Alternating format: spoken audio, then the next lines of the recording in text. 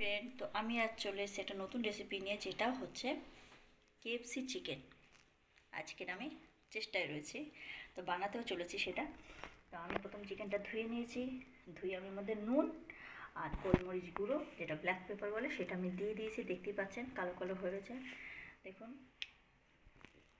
তো আমি এবার এটাকে ঢাকা দিয়ে রেখেছি। একটু সাইজটা বড় রেখেছি, একটু চিকেন মানে একটু বড় বড় সাইজ নাহলে ভালো লাগে না, মুখে না পড়লে। ছোটো হলে বেশি ভালো লাগে না।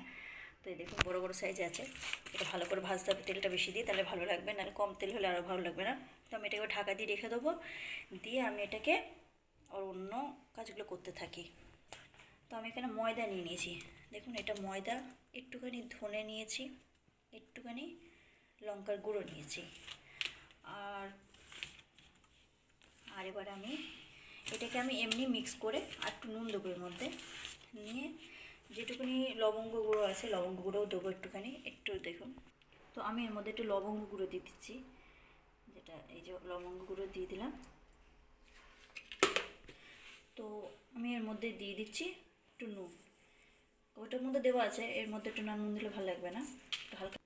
তো আমি এটাকে করে নিচ্ছি, ভালো করে মিক্স করে নিই।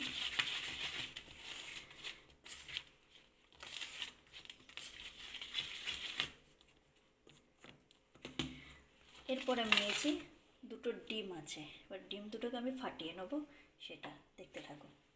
তো আমি ডিমগুলো ফাটিয়ে নিচ্ছি। প্রথমে দুখানা ডিম দিয়ে করি, যদি অসুবিধা হয় আমি পরে নাহলে আবার নিয়ে নেবো, কিন্তু এখন দুখানা ডিম দিয়ে আমি করছি। মনে হয় হবে না, তো আমি আর একটাও নিয়ে নিচ্ছি। তো আমি আর একটা ডিমও নিয়ে নিলাম।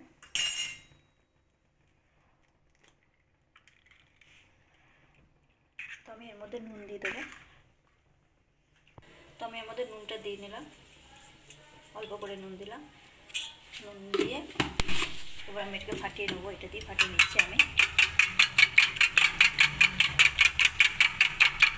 ভালো করে। এটা দিয়ে ফাটিয়ে নিই।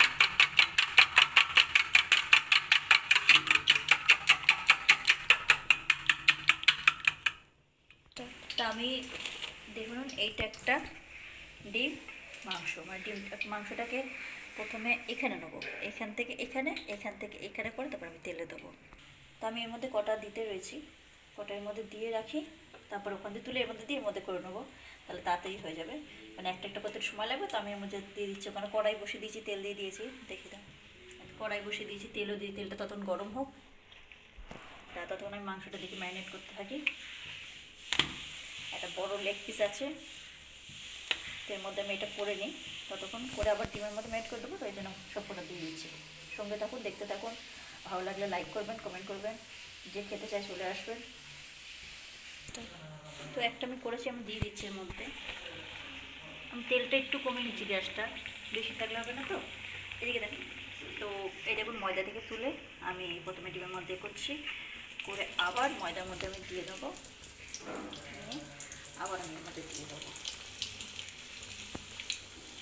আবার এখানে আমি ডিমের মধ্যে দিলাম, আবার আমি ময়দার মধ্যে দিলাম, দিয়ে আমি আবার এর মধ্যে দিলাম। তো এরকম করে আমি সবকটাই ছেড়ে নেবো, আপনারা দেখতে থাকুন।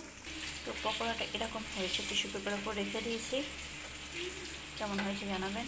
এখনও বাকি রয়েছে, এই যে বাকি আমার আবার হচ্ছে ওদিকে। কেমন হয়েছে জানাবেন কমেন্ট করে।